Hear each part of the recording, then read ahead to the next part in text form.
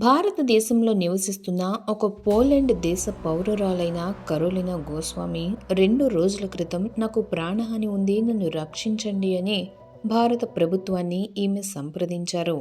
220కి పైగా డెత్ వార్నింగ్లు వచ్చేంతగా ఈమె చేసిన నేరమేంటి? ఈ వీడియోలో తెలుసుకుందాం. కరోలినా ఒక యూట్యూబర్, సోషియో పొలిటికల్ అంటే సామాజిక మరియు రాజకీయ విషయాలకు సంబంధించిన వీడియోస్ చేస్తూ ఉంటారామె. అయితే ఈ మధ్య ఆమె విడుదల చేసిన 2 వీడియోలు యూట్యూబ్లో దుమారం రేపాయి. ఆ వీడియోస్లో కరోలినా ఫేమస్ లెఫ్టిస్ట్ యూట్యూబర్ అయిన ధ్రువ్ రాతే స్ప్రెడ్ చేస్తున్న ఫేక్ న్యూస్ మరియు ప్రోపగాండా విషయాలను అందరికీ తెలిసేలా చాలా క్లియర్గా ఎక్స్ప్లెయిన్ చేశారు. ధ్రువ్ రాతే తన వీడియోస్లో చెప్తున్న అబద్ధాలను కరోలినా సాక్ష్యాలతో సహా విమర్శించారు. ఈ విమర్శ ధ్రువ్ రాతే అభిమానులకు ఆగ్రహాన్ని తెప్పించింది. ధ్రువ్ వాట్సాప్ యూనివర్సిటీ గ్రాడ్యుయేట్లు కరోలినా చెప్తున్న విషయాలకు కౌంటర్ ఇవ్వలేక వీడియోలు పబ్లిక్ చేసిన కొద్దిసేపటికే కరోలినాకు బెదిరింపు సందేశాల దాడిని స్టార్ట్ చేశారు. ఈ బెదిరింపులు ఆన్లైన్ వేధింపులకే పరిమితం కాలేదు. కొన్ని బెదిరింపులలో తన కుటుంబం యొక్క పర్సనల్ డీటెయిల్స్ కూడా ఉన్నాయని, వారి భద్రత గురించి తాను ఆందోళన చెందుతున్నానని కరోలినా చెప్పారు.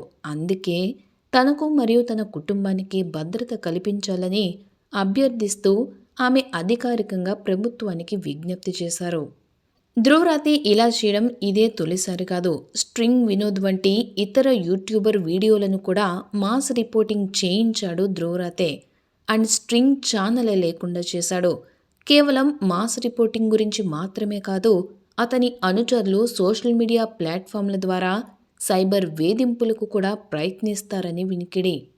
స్ట్రింగ్ వినోద్, కరోలినా గోస్వామి మాత్రమే కాదు, ఈ ధ్రువ్ రాతే వల్ల అండ్ ధ్రువ్ రాతే స్క్వాడ్ వల్ల చాలామంది యూట్యూబర్లు సమస్యలు ఎదుర్కొంటున్నారు.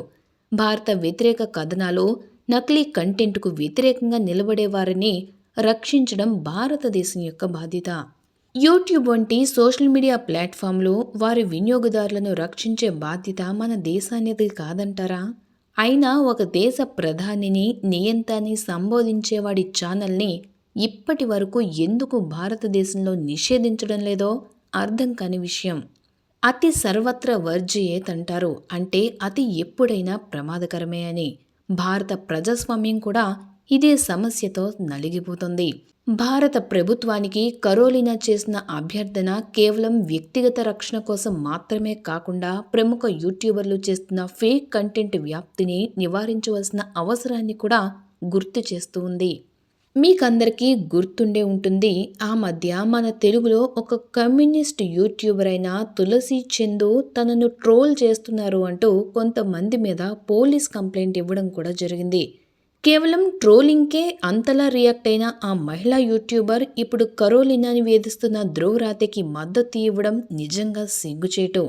ఇప్పటి వరకు కరోలినా గోస్వామి చేసిన ఆరోపణలపై లేదా ఆమెపై వచ్చిన బెదిరింపులపై ధ్రువ్ రాతే ఎటువంటి సమాధానం ఇవ్వలేదు. అతని మౌనం ఊహాగానాలకు అవకాశం ఇస్తుంది. మరియు హై ప్రొఫైల్ కంటెంట్ చేసేవారు, వారి ఫాలోవర్స్ చేస్తున్న ఈ దాడి రోజురోజుకు పెరిగి అది ఒక ఉన్మాదంలా మారకముందే మన ప్రభుత్వాలు చర్యలు చేపడితే మంచిది. భారతదేశంలో పుట్టి పెరిగి జర్మనీ వెళ్ళి అక్కడి నుండి భారతదేశాన్ని విమర్శిస్తూ భారతదేశంలో ఏ చిన్న తప్పు జరిగినా భూతద్దంలో చూపించే ధ్రువ్ రాతేకు విదేశాల్లో పుట్టి మన దేశానికి వచ్చి మన దేశ విలువలను, మంచిని అందరికీ తెలియజెప్తున్న కరోలినా గోస్వామి మధ్య నడుస్తున్న ఈ ఘర్షణలో ప్రపంచానికి, మనకి ధ్రువ్ రాతే చెప్తున్న అబద్ధాలను తిప్పికొడుతున్న కరోలినాకు మా మద్దతు ఎప్పుడు ఉంటుందని చెప్తూ సైనింగ్ ఆఫ్ ఎన్ఆర్ఎఫ్.